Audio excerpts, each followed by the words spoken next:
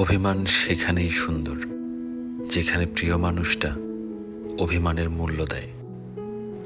অভিমান আদুরে একটা শব্দ, যেখানে লুকিয়ে থাকে যত্নের খামতি, আরও বেশি ভালোবাসা পাওয়ার বাহানা।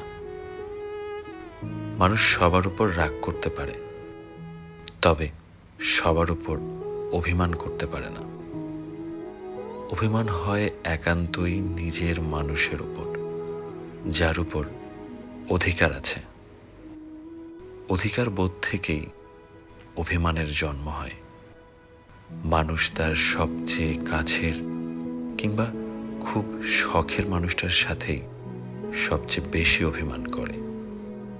অভিমান ঠিকঠাক বুঝতে হয়, যত্ন নিতে হয়, গুরুত্ব দিয়ে আগলে রাখতে হয়। সেখানেই সম্পর্কটা সুন্দর, অভিমান সুন্দর, একে অপরের সাথে সুখী। মেহেদী হাসান শুভ্র।